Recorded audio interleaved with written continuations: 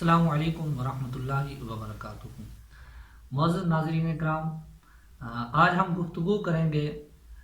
روزوں کی قضا اور کفارہ کے متعلق، اور کچھ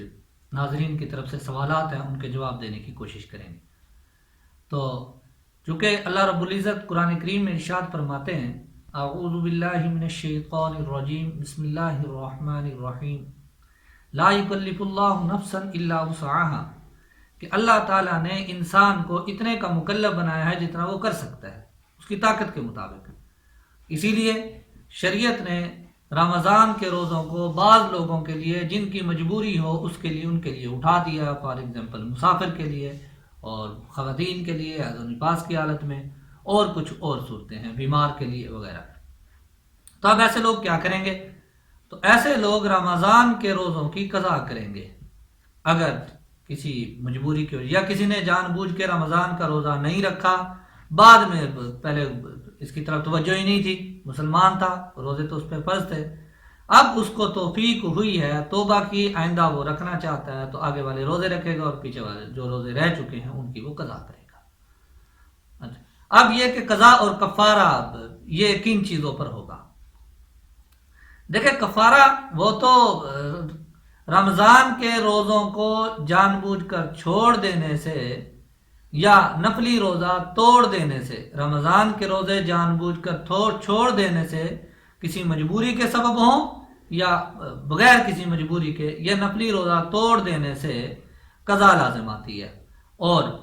رمضان کا روزہ رکھ کر جان بوجھ کر کھا پی لینے سے یا جماع کرنے سے کفارہ لازم ہوتا ہے۔ کفارہ وہ 60 مساکین کو کھانا کھلانا ہے، یا پہلے کفارہ اللہ رب العزت نے قرآن کریم میں اس کے 3 سٹیپ بیان فرمائے۔ پہلے نمبر پر یہ کہ غلام کو آزاد کرنا، اور دوسرے نمبر پر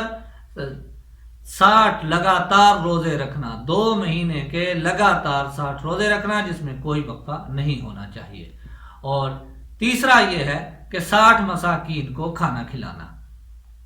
آپ غلام آزاد کرے، وہ شک تو اب ختم ہوگی، غلام کا سسٹم ہی کوئی نہیں ہے۔ دوسری یہ ہے کہ 60 مساکین کو 60 روزے رکھے گا لگاتار، اور اگر ایسا ہے کہ ڈاکٹر کہتے ہیں، طبی ماہرین، کہ یہ شخص 60 روزے لگاتار نہیں رکھ سکتا، تو پھر اس شخص کے لیے یہ ہے کہ 60 مساکین کو وہ کھانا کھلائے گا۔ اب یہ کچھ سوالات لے لیتے ہیں ناظرین کی طرف سے۔ پہلا یہ ہے کہ روزے کی حالت میں کاغذ چبا لیا تو کیا قضا اور کفارہ دونوں لازم آئیں گے یا صرف قضا؟ جی، روزے کی حالت میں اگر کاغذ چبا لیا تو صرف قضا لازم آئے گی، کفارہ نہیں۔ کاغذ تو جان بوجھ کے چبایا ہے کسی نے، تو یہ کہ وہ چیز جو غذا یا دوا یا لذت یا طبی طور پر اس کی طرف دل چاہتا ہے، ایسی چیز کے کھا لینے سے کفارہ لازم آتا ہے۔ ورنہ اگر کسی نے منہ کے اندر وہ ڈالی، کیا کہتے ہیں، کنکری، اور وہ نکل گیا، کیونکہ نہ تو یہ غذا کے طور پہ استعمال ہوتی ہے، نہ لذت کے طور پہ استعمال ہوتی ہے، نہ دوا ہے، اور نہ طبی اعلان تھا، وہ چلی گئی تو روزہ ٹوٹ گیا، اور کفارہ جو ہے وہ لازم نہیں آئے گا۔ یا آج کل غذا دوا کی یہ کہ کوئی مجبوری نہیں تھی، ایسی چھوٹی موٹی بیماری، اور نہ کوئی ڈاکٹر صبر کر سکتا تھا، کوئی تکلیف بڑھنے کا اندیشہ بھی نہیں تھا، اور کھا لی، مطلب روزے کی فکر نہ کرتے ہوئے، تو کفارہ بھی لازم آئے گا۔ یا لذت کے طور پہ کوئی چیز کھا لی، یا تبھی کسی چیز کی طرف رغبت ہوتی ہے، مطلب کچھ غذا دوا یا لذت کچھ بھی نہیں ہوتا، کچھ جیسے یہ مٹی کھاتے ہیں، بعض خواتین بھی کھاتی ہیں، مرد بھی کھاتے ہوں گے، وہ ملتانی مٹی ایسا کچھ اگر کھا لیا تو اس کی وجہ سے بھی روزے کی قضا بھی لازم آئے گی اور کفارہ بھی لازم آئے گا۔ اگلا سوال ہے جی کہ اگر عورت کو کفارہ کے روزوں کے درمیان مینسز آ جائے تو کیا دوبارہ شروع کرے گی؟ جی، چونکہ یہ مجبوری جو ہے وہ شرعی طور پر عورت کی مجبوری، شریعت نے اس کو مجبوری مانا ہے، تو اس میں عورت کا کوئی اختیار نہیں ہے۔ جیسا کہ اگر 60 روزے لگاتار کے اندر کوئی آدمی جان بوجھ کے چھوڑتا ہے تو اپنے اختیار کی وجہ سے چھوڑ رہا ہے۔ ادھر جو ہے یہ عورت کی شرعی طور پر مجبوری ہے، تو نہیں، اس کو وہیں سے جہاں تک اس نے روزے رکھے ہیں آگے کنٹینیو کر لے گی، اس کو دوبارہ سے نئے سرے سے اپنے 60 روزے شروع نہیں کرنے ہوں گے۔ یہ ذہن میں رکھیں کہ کفارہ کے روزے جو ہیں وہ 60 روزے وہ لگاتار ہوں گے۔ اگلا سوال، اگر رمضان کے کئی روزوں کی قضا ہو تو کیا مسلسل روزے رکھنے ہوں گے یا الگ الگ؟ نہیں جی، مسلسل رکھنا ضروری نہیں ہے، آپ مسلسل رکھنا چاہے مسلسل بھی رکھ سکتا ہے، اگر الگ الگ روزے رکھے، 2 اب رکھ لیے پھر کچھ وقفہ کر کے 2-4 پھر رکھ لیے تو اس میں بھی کوئی حرج نہیں، لیکن یہ کہ کوشش کرے جلدی سے جلدی اس قضا کو پورا کرے، تاکہ اگر خدا نہ خواستہ اللہ پاک اگر موت ہو جائے تو ذمے میں کوئی رمضان کا روزہ باقی نہ ہو۔ اگلا سوال ہے جی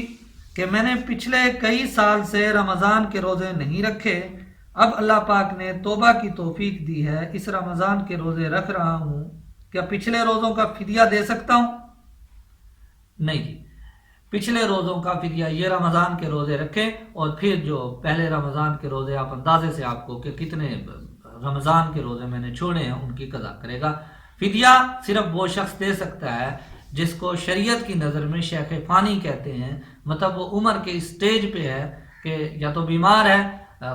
بیماری کے اسٹیج پر ہے کہ اب صحت یاب ہو کر بھی یہ شخص روزے اتنا صحت یاب ہونے کی امید نہیں کہ یہ روزے رکھ سکے گا، یا یہ کہ بوڑھا ہے اس قدر یہ کہ وہ کمزور ہے، اب نہیں لگتا کہ یہ اس طبیعت اس کی اتنی اجازت دے سکے گی آج 2 سال 3 سال کے بعد بھی، اور 3 سال تو کہ یہ روزے رکھ سکے گا، تو ایسے شخص کو شیخ فانی کہا جاتا ہے۔ تو ایسا شخص روزوں کا فدیہ دے سکتا ہے، یعنی ایسے شخص فدیہ دے سکتا ہے فقط جس کے دوبارہ روزے رکھنے کی ہمت اور طاقت کی امید ہی نہیں ہے، تو ایسا شخص روزوں کا فدیہ دے سکتا ہے۔ فدیہ کیسے دیا جائے گا؟ اپنی زندگی کے اندر آدمی وہ صدقۃ الفطر، ایک آدمی کے صدقۃ الفطر کے برابر، اس سال صدقۃ الفطر پاکستان کے مطابق 100 روپے ہے، تو ایسے اس 30 روزوں کے متعلق 30 روزوں کے وہ ہر صدقۃ الفطر وہ دیا جائے گا، تقریباً 3000 روپے بنتا ہے اگر گندم کے اعتبار سے دیا جائے، جو کھجور اور کشمش کے اعتبار سے قیمت اور بڑھ جاتی ہے، تو اس طرح صدقۃ الفطر وہ فدیہ دیا جائے گا رمضان کے روزوں کا، ایسا شخص جس کے متعلق یہ نہ ہو کہ یہ صحت یاب ہو کر دوبارہ رمضان کے روزے رکھ سکے گا۔